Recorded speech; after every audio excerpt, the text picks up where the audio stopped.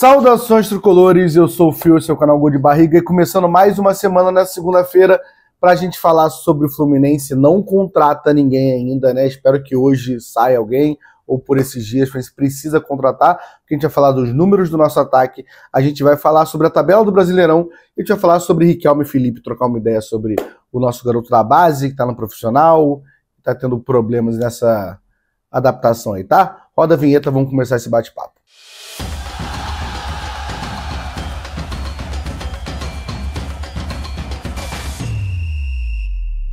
Vamos lá, antes de começar, vou pedir para você, por favor, deixa o like, se inscreve no canal, tá? Se você não está inscrito, se inscreve no canal. Se você é inscrito, deixa o like, que ajuda muito para a gente bater 15 mil inscritos. Vamos junto ali, 1000 a 1000 crescendo.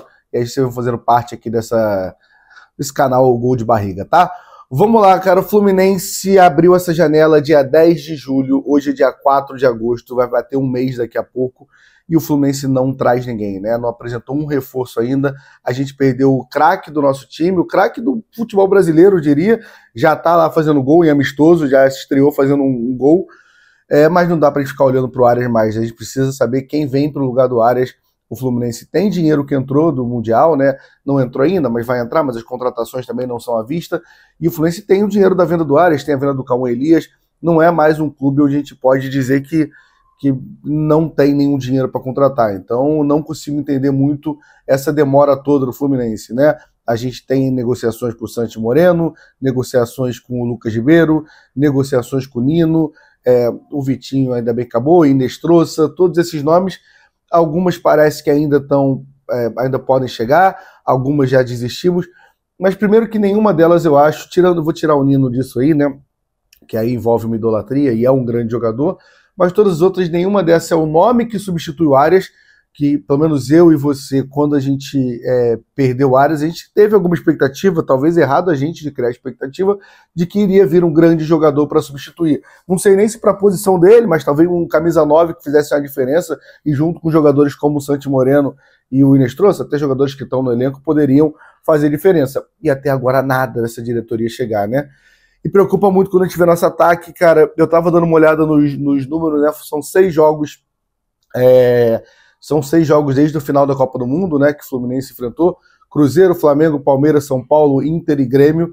E nesses 6 jogos, o Fluminense finalizou apenas 14 bolas no gol em 6 jogos, né? Se você tirar o Everaldo conseguiu finalizar 4, tanto que ele faz 3 gols, né? Ele finaliza mais uma bola no gol. O Everaldo finaliza 4 bolas no gol. Não tem nenhum outro jogador que finalizou mais de uma vez no gol, né? Se a gente for olhar aqui, posso passar a lista para vocês, tá? Canobi finalizou uma vez, Keno, Cano, Serna, Cano de pênalti, Serna, Samuel Xavier, Fuentes, Nonato, Hércules, Bernal e Thiago Silva. Esses conseguiram colocar a bola no gol ali, né? Fazer que o goleiro fizesse uma defesa, ou fizeram gols, né? No caso do Cano, do Samuel Xavier.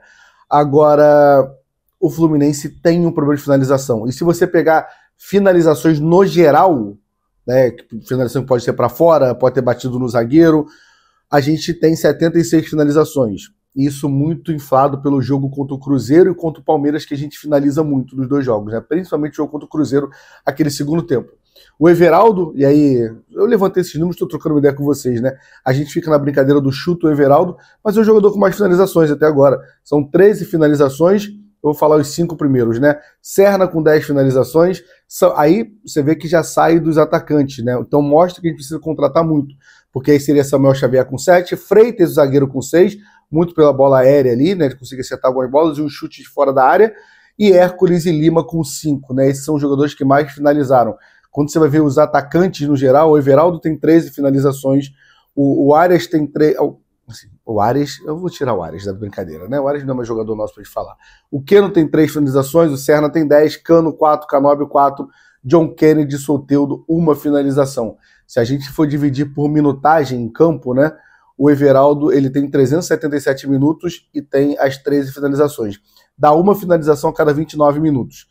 E aí você vai pegar ali, o Serna tem 1 finalização a cada 35 minutos, o Keno 1 finalização a cada 32 minutos, o Cano 1 finalização a cada 37 minutos, todos estão dentro de um padrão. O Canóbio tem 1 finalização dentro de 50 minutos, John Kennedy jogou muito pouco até agora, jogou 73 minutos com o Renato, mas só tem 1 finalização, e o Soteldo, vou bater nessa tecla aqui, tá? O Soteldo já jogou com o Renato 203 minutos, tá? Ele é um dos jogadores que mais jogaram com o Renato ali no ataque, só perde pro Serna e pro Everaldo. E até agora ele fez uma finalização. E não foi no gol, né? Então a média do Soteldo é uma finalização a cada 203 minutos. E já tem 2 lesões no Fluminense. Essa contratação me irrita cada dia mais, tá? O Fluminense precisa de atacante e eu espero que...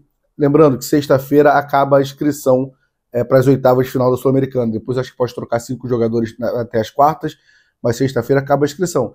Para a gente jogar contra...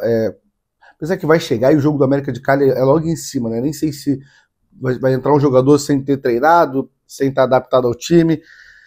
Me preocupa cada vez mais essa janela demorada, assim, todos os times praticamente dos 12 grandes ali fizeram contratações e o Fluminense até agora nada. Parece que o nosso elenco é perfeito, pelo jeito, né? Vamos falar do próximo assunto.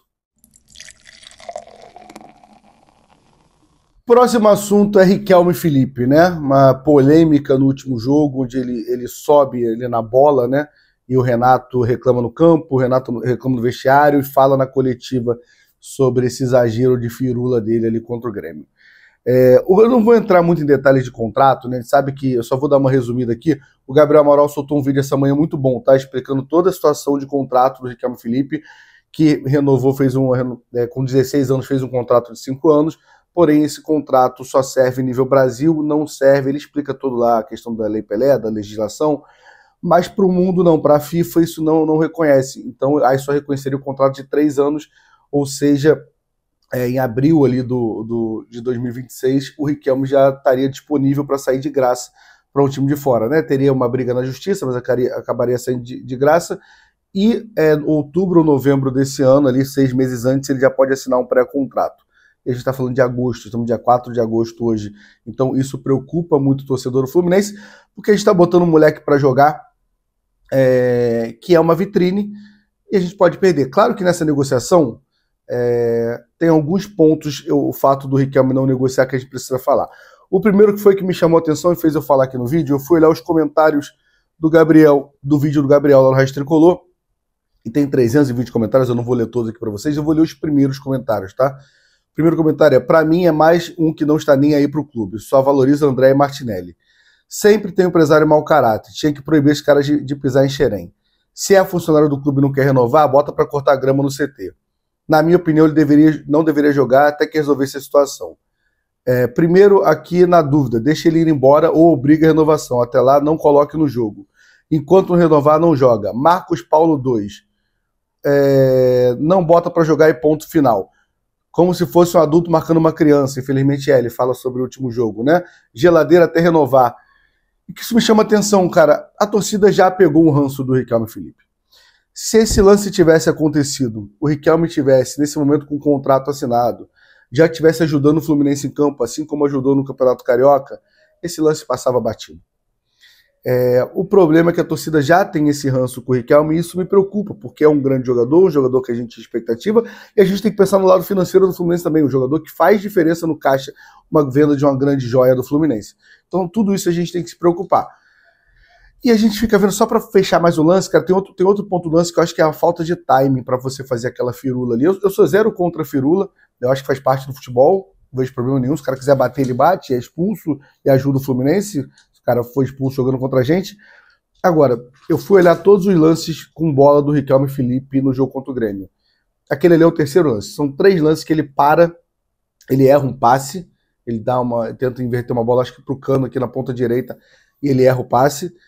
E ele tem 3 bolas que ele para ali na linha de fundo. Uma ele pedala, e aí ele fica pedalando ali e tal, brincando. Quando ele vai tentar driblar o zagueiro do Grêmio, o zagueiro tira a bola com uma facilidade. No segundo, a mesma coisa, com um pouco menos de firula, ele vai tentar driblar, perde a bola com facilidade. E na terceira, ele vai fazer subir em cima da bola, e quando ele vai tentar passar, ele perde com facilidade. Para não falar que ele errou tudo, ele tem no final do jogo, um dos últimos lances, ele dá uma bola pro Canobi, o Canobi faz um pivô, e pro Germancano cortar para a esquerda ali para finalizar. O Riquelme falta time, não é o momento para ele fazer isso, né? E aí me preocupa a cabeça do Riquelme. Sobre a negociação, uma situação muito complicada, porque eu falo o tempo inteiro que não tem que jogar enquanto não tiver. Eu sou contra deixar o jogador jogar, mas eu não sei qual a relação do Fluminense, como é que tá essa negociação. Talvez se você for partir para cima isso, o empresário fala para não renovar e a gente perde o jogador, o que seria muito ruim. Mas eu não sei também o que o empresário está pedindo. O empresário pode estar pedindo uma parte muito boa da porcentagem do passe dele. O empresário pode estar pedindo luva, pode estar pedindo um aumento de salário muito grande. Sei que o Fluminense precisa, o Mário precisa resolver isso.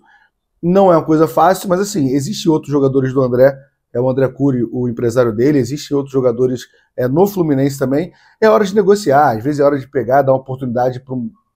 Não sei explicar. Eu sei que não dá pra gente falar assim, não dá para esse empresário pisar no Fluminense, porque são todos empresários assim. Se a gente fechar a porta para o empresário, infelizmente o futebol brasileiro funciona dessa forma. É uma situação complicada, o Fluminense precisa resolver o mais rápido possível, porque enquanto não resolver, vai ter um carimbo no Riquelme Felipe toda vez que ele entrar em campo, e a torcida vai pegar no pé. Então espero que se resolva isso logo, pensando até no atleta, nem que a gente perca uma parte dele, mas o Mário tem que ser o mais transparente possível nessa situação, até para não sobrar para ele, não sobrar para o clube, né? Porque, mais uma vez, a gente não está em 2019, 2020. Lá atrás a gente dependia muito desses moleques, e esses moleques não tinham perspectiva nenhuma ao subir o Fluminense. Era um time brigando por rebaixamento, era um time com salário atrasado. Nesse momento esse não é o Fluminense mais. Então ele precisa mais do Fluminense que o Fluminense dele. Então é saber negociar, até porque o Isaac e o Wallace Davi fizeram 18 anos, assinaram o contrato deles. Renovaram ali sem nenhum problema. Então tem exemplo dentro da própria geração dele para ele enxergar.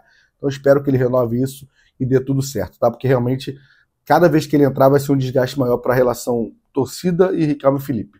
Vamos falar de Campeonato Brasileiro um pouquinho. Quero a sua opinião aqui sobre a situação do Riquelme, tá? E também do Fluminense não contratar ninguém até agora.